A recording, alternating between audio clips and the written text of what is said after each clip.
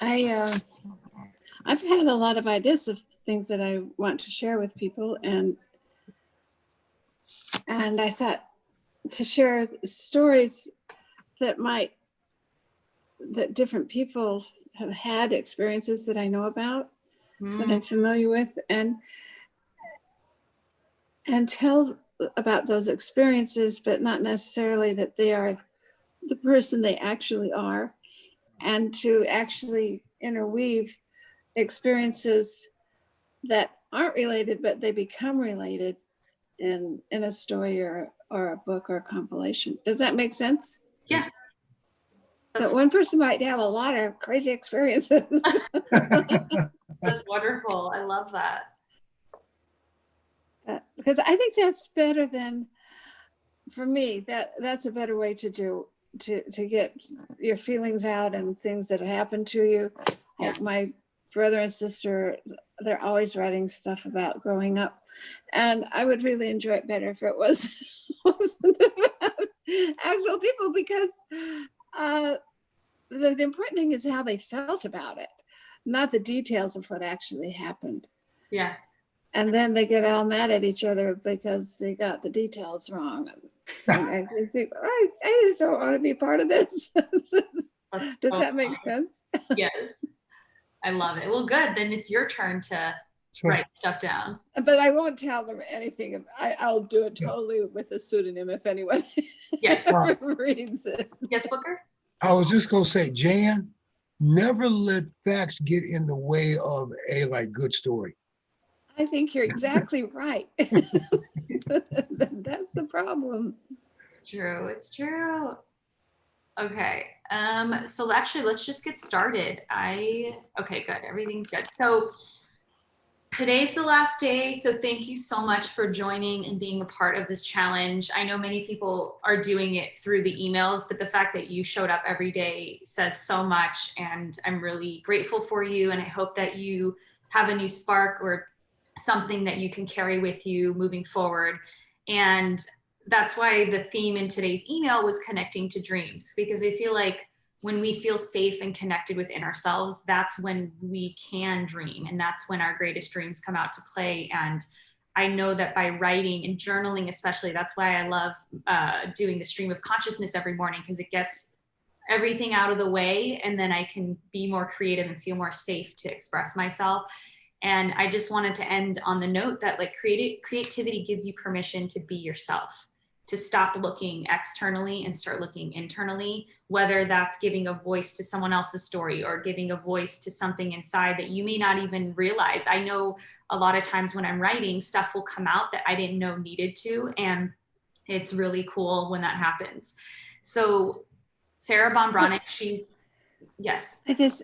One thing that I realized is that it was really hard for me yesterday. I just didn't, it was really hard. And then I remembered how I think anytime you do something that's really creative and you're really exposing yourself, I get the feeling of just being like standing in front of people, speaking of dreams, all of a sudden you're naked and you don't want to be exposed like that. Yeah. So it takes real courage to just do it. Yeah. No. And to be able to have that exposure, because it's really scary. It is. And I'm grateful that you still showed up and did it anyway. And I'm glad you said it, because that's the purpose of the writing group. So like, this is just a taste of it, but after this, I'll have like an actual, it's a little bit longer and you'll do it every other week, not every day. But like, that's the point of these exercises, is so you can feel the goodness of it, because it is scary. You're right. Like, it is very vulnerable and it is scary, but if we can see the good in it, then maybe we'll get more confidence to keep creating. So yes, I'm glad that you brought that up. And yeah, so basically, Sarah Bombronic, she's an author that I love, and I actually interviewed her on my podcast, and she wrote Simple Abundance. You may have heard of it or not, but it's a really great book. And I know I quoted this in the email, but I think it's worth saying again, that creative conscious choice gives us the power to stop swinging and remain in balance, at peace.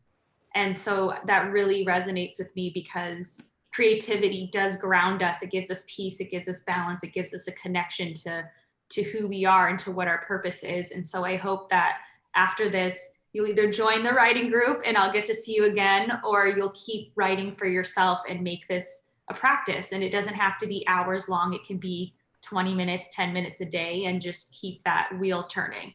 And then, you know, also creativity, there's no right or wrong. And that's the same for most of life's decisions. I don't want to say all of them, but most of them, it's more of just, you know, you choose something and then you make the best of it. And if it didn't work out the best that you could, that's okay, because it's a learning experience. And so that's what I try to remember for creativity. There's no right or wrong. It's just get it out on the page, and you can always edit later if you want to, but just take that leap. So yeah, that's my little message for today. And the writing prompt, so hopefully you guys will like this, but it's one that I've done before and I thought it was really interesting.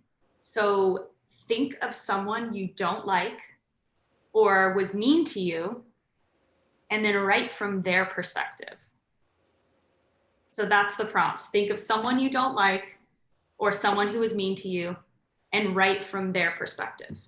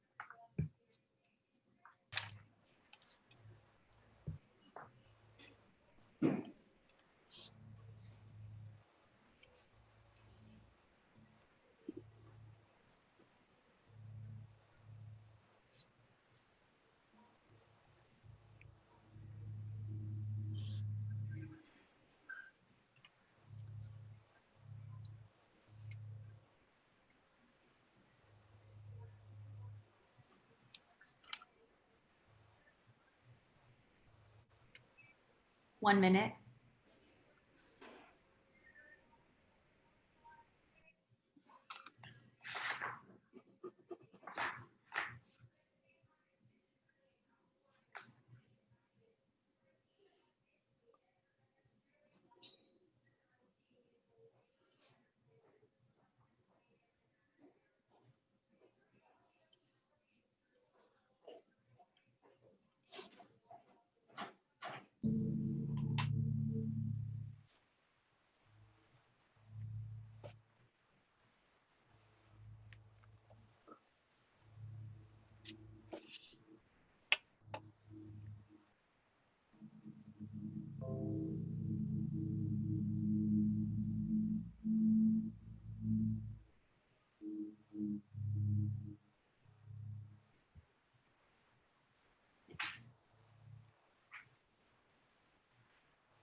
Is my work phone in here?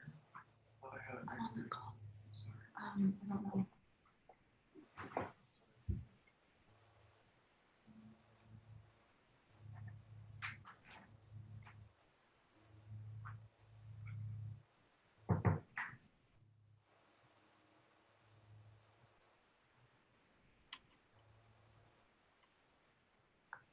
Okay, that's it.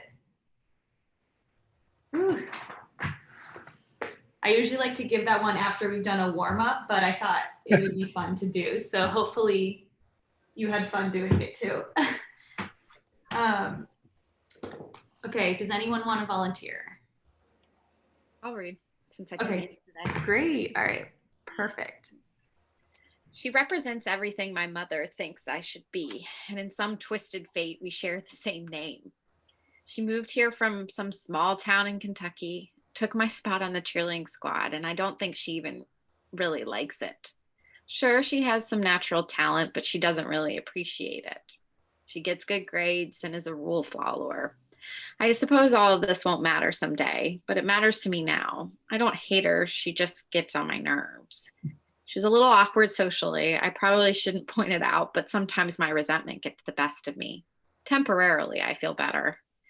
Someday, maybe we will be friends. Someday, perhaps I will forgive her and she will forgive me. Someday. Ooh, that was really, really good. I loved that. It was very like real to me, and I could see myself wanting to keep reading that character story. And then it was very interesting. Everything she was everything my mom thinks I should be. And so immediately it's like, oh, is this the character's sister? Or like, how does this other person tie, or brother or whatever? Or yeah, you said she. So how does this tie into the character's life? And then I like the idea of, she had natural talent, doesn't appreciate it. And so that makes me curious to know more about why, or how that character knows. And then I don't hate her. which is cool because it makes like more complex dynamics come into play. And then I liked Get on My Nerves. I just liked how that sounded. And then the idea of someday maybe she'll forgive, or I can forgive her, or she can forgive me. I don't know exactly how you said it, but it was like, oh, well, now I want to know what the character did that would require the other person to forgive her. So it's not just the character was, oh, I don't like this person, or they did something mean to me, but it's like we both are needing forgiveness. And then someday, and it's like, ooh, what's like, there's so much intrigue for me. Yeah. Like, I want to know more about everything.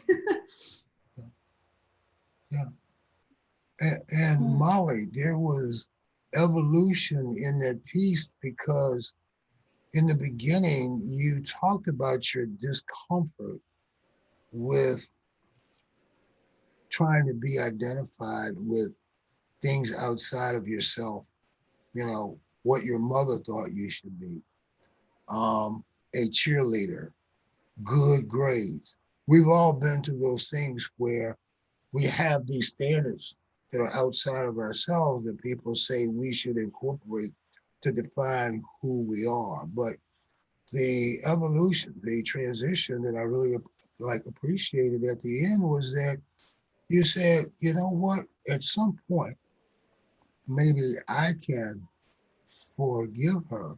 And that made me think the only thing that would change would be the processes within yourself. Like the externals are going to always be there. The question is, how do we respond to them? I thought it was good that there was you showed a conflict within how that person felt, that she recognized the resentment, yet she thought that she should forgive you. But Or the character, yeah. yeah, Yeah. but yeah, the character, or she should forgive the character. So I thought that was an interesting conflict that she brought out within the person that was thinking these thoughts, that she acknowledged that she had this resentment, which was wrong, and yet she felt that the person she resented ought to be forgiven. I thought that was really, really good. Yeah, can you read that last part where it's like someday? Someday maybe we will be friends. Someday perhaps I will forgive her and she will forgive me someday. I like that. It's really cool. The use of someday multiple times was really nice. Yeah, cool. Well, Um, okay. I just kind of had a composite of people. I realized that I was That's okay. writing because I tend to not like this certain kind of person. Okay. yeah, you don't have to explain. It's all good. Okay. So that woman listens to what I say, and then she tells me all the reasons I'm wrong. What really annoys me is that I thought very carefully about my viewpoint. She should just accept it. I'm going to tell her to just be quiet. Everything she says or thinks is just stupid. Then I end up feeling stupid. She should just sit in the corner and let me shine. If I just push her out of the way, then people will notice me. She has a great husband and home and family. All I have is this particular activity, which I love. Why can't she just be content with what she has and let me shine? She doesn't need to shine.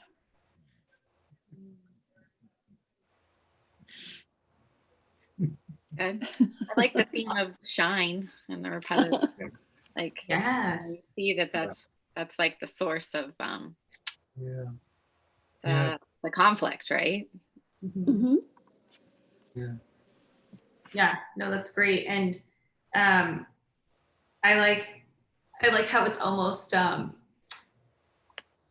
indignant, but like in the beginning where it's like, just be quiet, just stupid. Yeah. Like, it's just like, oh, like the character is really like giving it to you.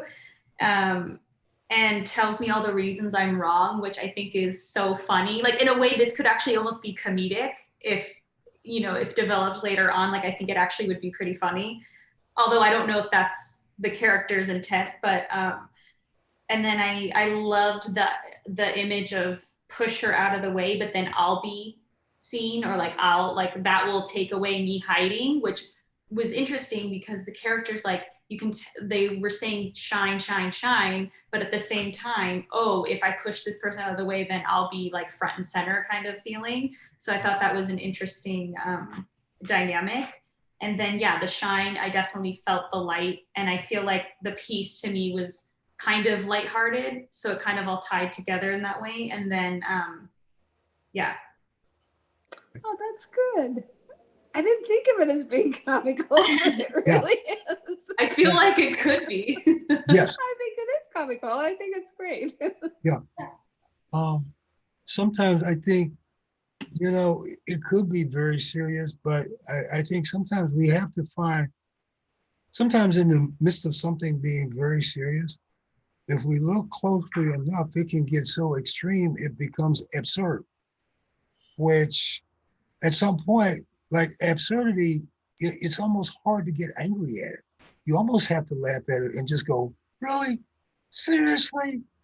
Like, oh, come on, really? Yeah, Exactly. exactly. Well, good. Booker, did you want to read, or do you want me to read? Yes, I will share one with you here. Okay.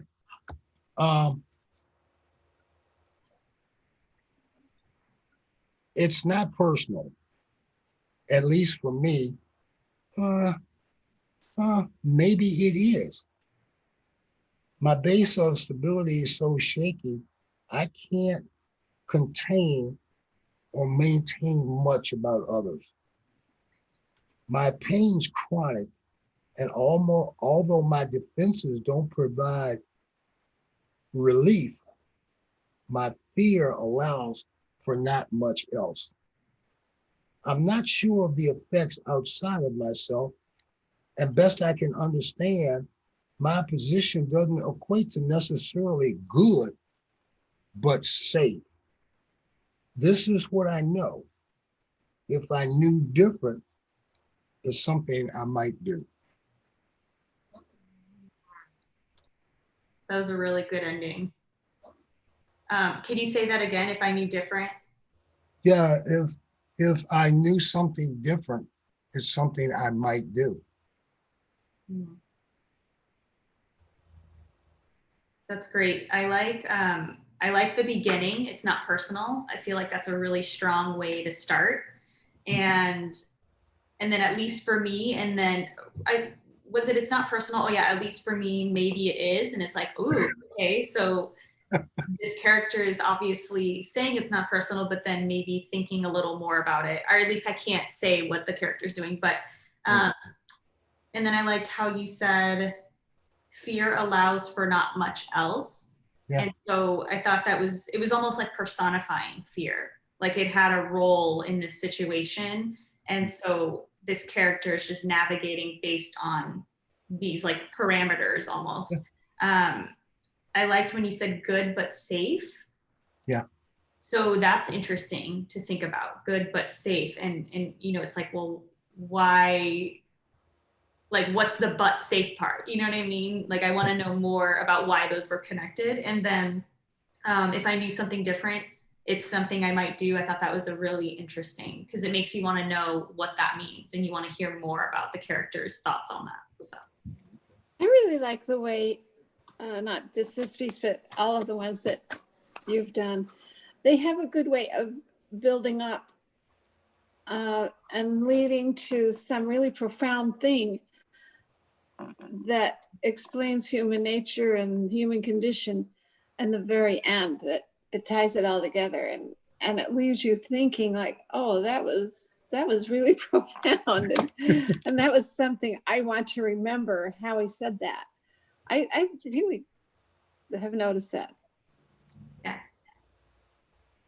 Yeah, I mean, I think, the words that you use are thoughtful, but coming from stream of consciousness, it's pretty impressive. And I wrote down, I think you had a phrase where it said contain and maintain. I liked the way that like rhymed, just looking at my writing, like I would aspire to just have things like that flow out. I mean, I think occasionally they do, but I guess to Jan's point, it I seems like just think it's kind of come some, up. yeah, I think sometimes we, and I don't know about other people, but sometimes I get so caught up in what's going on in my head and things in my life to the point maybe it's overwhelming. I'm not aware of the effect of what I'm saying and what I'm doing might have to others. And that's when it's imperative, I think that, yeah, as Francesca was saying, at some point we have to stop for a moment and just be still and say, wait, what's going on here? Like, where am I? What am I doing? Yeah, it's all good questions.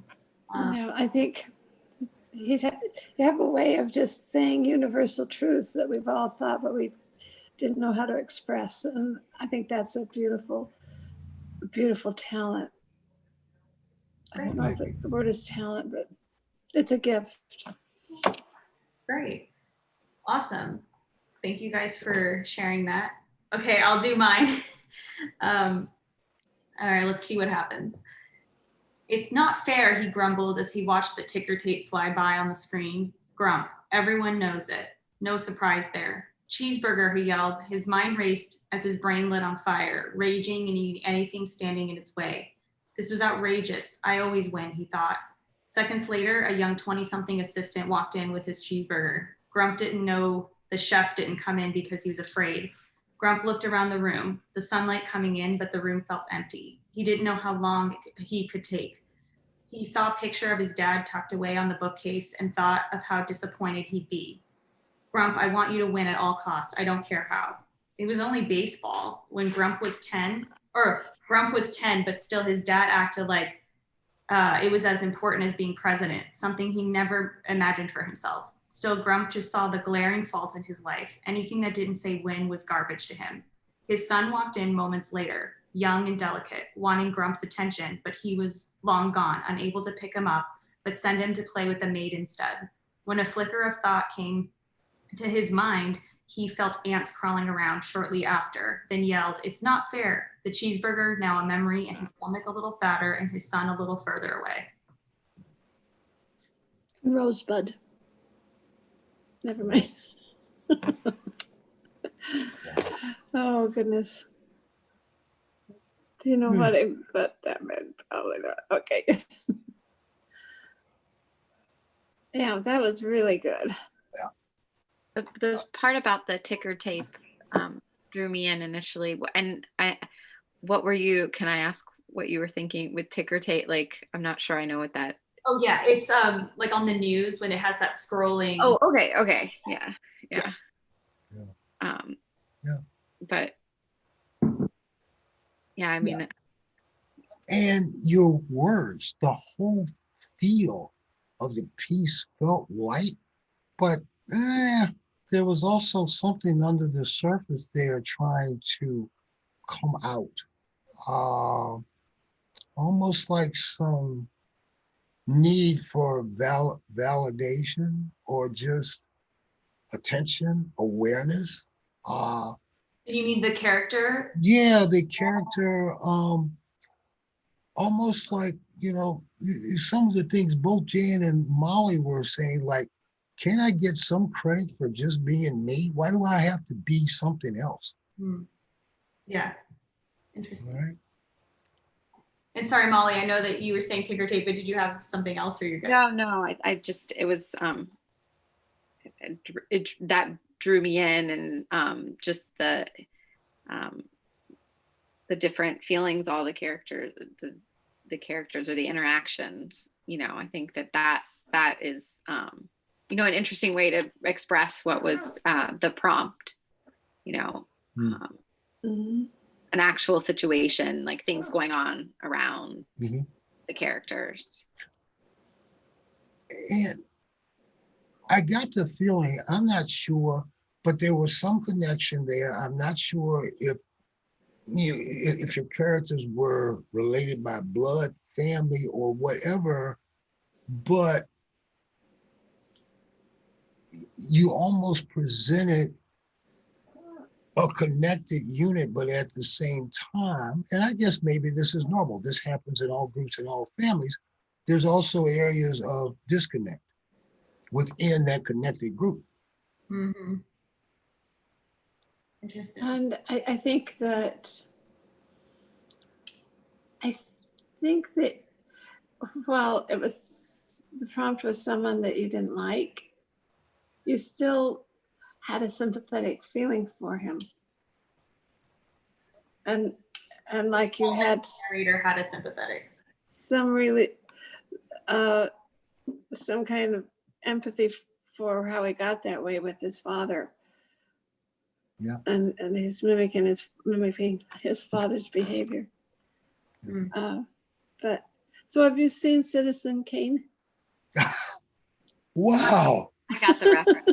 I saw it in film class, but I haven't I seen know, it. so that's why I said Rosebud. I because don't remember it very well. Yeah. It's a Yeah. long at the movie. very end, they burn the sleigh Yeah. and it has the word Rosebud on On the it. He bottom. kept saying Rosebud, and it was because he was always trying to please his father and connect with his father, and he never could. Yeah. And that's why he did all those things he did. Yeah, So that's right. why I said Rosebud, because I got the same feeling from what you wrote about this Okay. person. But he was Okay. also scarred by the fact that his family, I mean, specifically his mother, got all that money as soon as she did. She sent him away Yeah, yeah. because she felt that it would be better for. That's bizarre, Jane. I don't know what that is, but I was saying earlier, I've been up since late last night, and I just emailed myself 7 pieces of mail about Citizen Kane. I've been Oh, wow, that's reading weird. about that all this entire. I I've been think like we're living watching through clips of the Citizen movie. Kane. That's so crazy. We're all connected. That is interesting. Yeah, that's crazy. That's so crazy. Wow. Now I want to go watch it again. Although I was in my 20s. I mean, Guys, thank you so much for joining for our last day. I'm so sad that it's ending. I had so much fun. And, you know, if you, I'm going to send out a survey with today's email I did yesterday. I just want to hear if there's any way that I can make this better, or like things that you enjoyed. And, you know, if you start getting like takeaways or inspirations, let me know. Say, hey, I started doing this, or like this happened. I love hearing how, yeah, this has touched you. So thank you.